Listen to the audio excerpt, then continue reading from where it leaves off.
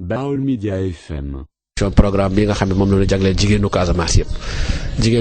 yëpp parce que boo xoolee programme bi day intervenir ci ñetti région mais la région de Ziguinchor, la région de Kolda et la région de Sédhiou. tey jii ñu ñëw fii donc lépp ñu ngi ko commencé depuis mardi jaar nañu Médina Yoro Fula dem nañu Pata tey jii ñu ngi Vélingara buñ fa jógee ñu ngi jëm Lenkiring après dem Wassadou. donc la nga xamante moom moo ñu fi indi mooy lu ñu koy waxee rek comme ni ñu wax le suivi évaluation mooy di topp activité ya nga xamante ni programme bi kat da ko rëddoon ni war na fa jaar nu xool activité yooyu ci doxalin bi ndax mi ngi ci yoon bi ndaxte loolu moo ñuy dimbali ba li nga xamante moom mooy ay indicateurs ya nga xam ne duñ koy topp nu mën ko jot. bu fekkee ni gis nañu ñu ngi ci yoon bi nu gën ko dëgëral bu fekkee nu nga wàcc yoon bi que ne yoon bi nu jël kat baaxul noonu jubbanti ko su ko defee lu ñuy wut dinañ ko mën a am donc suñu tànk kon loolu la ñëw xool ci suñu partenaires yi nga xam ne noo nekk Vélingara xool la nga xam moom la ñu taxawal moom la ñu nekkee boobu ba léegi parce que programme bi boobu ak léegi mi ngi toll ci juróom-ñaari weer xool la nga xam ne moom def nañu ko ci wàllu rajo bi xool la nga xam ne nu ngi koy def ci wàllu microfinance bi ñu càmbar yooyu yëpp xool lan moo ci gàllankoor yi lan moo ci dëgër nu gën ko dëgëral lan mooy gàllankoor yi nu xool nu ñuy tudd saafara donc suñu tànk tey kon loolu la pour waxtaan rek xool nu ñuy jubbante wala nu ñuy dëgërale saytu bi li muy fenal mooy que bu ñu xoolee dans l'ensemble mën nañu jàpp ni saytu bi war liggéey bi mi ngi dox mi ngi dem waaye nag am na fu mu sooxee mooy que dafa am la nga xam moo nu lëkkale ak la rajo loolu lëkkale mooy li wax benn bataaxal benn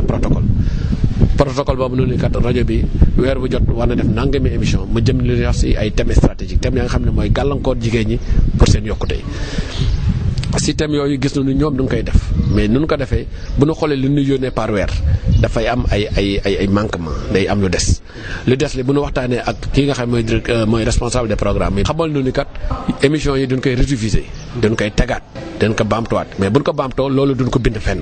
xam nga te ñu jàpp ne programme bi nangu na loolu nangu nañu rediffuser émission mais nag boo ko rediffuser da nga koy bind kon ñu jàpp ne lu ñu jox muy xaaj bi daanaka bu fekkee ne waneen waa noonu ay fichier xam ne dafa waaye du ko rediffuser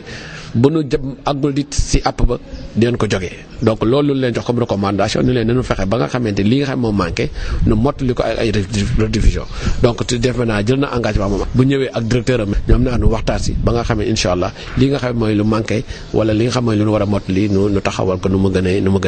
yéen a ngi déglu Baol Média FM ci www.sunuradioTV.com. yéen a ngi déglu Baol Média FM waaw léegi mën ngeen ñëw déglu nu mu leen neexee ak ci seeni téléphone portable waaw su fekkee ne télécharge ngeen application bii di Tunnel Radio wala boog ngeen télécharge Sénégal Radio ngir yeneen leeral mën ngeen ñëwoo ci 33 979 38 46 33 979 38 46 wala boog ngeen woo ñu ci 30 103 78 94 mbokk yi Baol Média FM du tàyyi mukk ngir dab seen bànneex.